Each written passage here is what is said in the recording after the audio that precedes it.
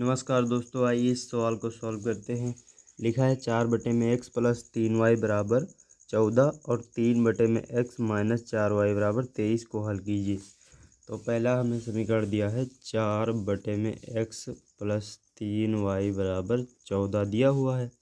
इसे थोड़ा सॉल्व करेंगे तो ये हो जाएगा 4 प्लस में 3xy बटे में x बराबर में 14। ये हो गया। अब x को हम उधर भेजेंगे तो गुणे में चला जाएगा 14 के, तो ये हो जाएगा 4 प्लस 3xy बराबर में 14x। इसे फर्स्ट समीकरण मान लेते हैं। और इस वाले को देखिए 3/x माइनस 4y बराबर में 23 दिया हुआ है। x से इधर गुणा करेंगे तो 3 माइनस में 4xy हो जाएगा और बटे में x बराबर में 23 हो गया। x को उधर के भेजेंगे तो गुणे में चला जाएगा, यानी कि 3 माइनस 4xy बराबर में 23x हो गया। इसे समीकरण सेकंड मान लेते हैं।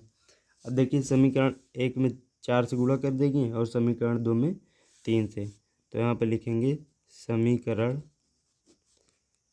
1 में 4 से तथा समीकरण 2 में 3 से गुणा करने पर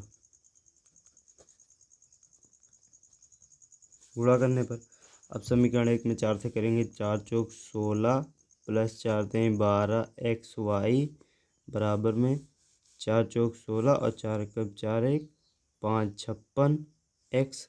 इसमें 3 से गुणा करेंगे तो 3 तिरका 9 माइनस में 3 चौक 12xy बराबर में ये हो गया 3 तिरका 9 3 दूनी 6x। ये दोनों हो गया। अब इन दोनों समीकरण को हम जोड़ देंगे तो यहाँ पर लिखेंगे कि जोड़ेंगे ये दोनों समान पद हैं और विपरीत चिन्ह के हैं तो कट जाएंगे। ये हमारा बचा 25 बराबर में 9 6 5 15 हासिल है 1 6 5 11 11 1 12x इतना हो गया। अब इसको इधर भेजेंगे तो 25 बटे में 125 बराबर में x।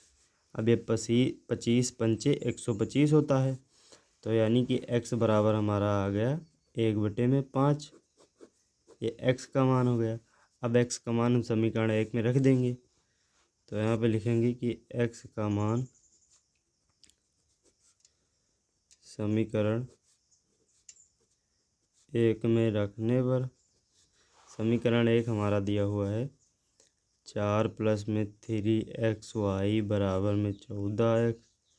अब x का मान 1/5 रखेंगे तो 4 प्लस में 3 ये बटे में 5 चला जाएगा x के स्थान पर, y बराबर में 14/5 ये हो गया। अब हम इस y को इधर भेजेंगे तो इसे हम इस 4 को इधर भेजते हैं तो ये हो जाएगा 3/5y बराबर में 14/5 माइनस का 4 ये हुआ। अब इसे हम सॉल्व करेंगे तो ये हो जाएगा 3/5y बराबर में 5 चौक 20 यानी कि 14 माइनस 20 बटे में 5। 5 से 5 कैंसिल हो गया। अब y बराबर हमारा बचा है ऊपर माइनस का 6 और बटा नीचे 3 बचा है, 3 दूनी 6 यानी कि y बराबर आ गया माइनस का 2। ये y का मान हो गया और ये x का मान है।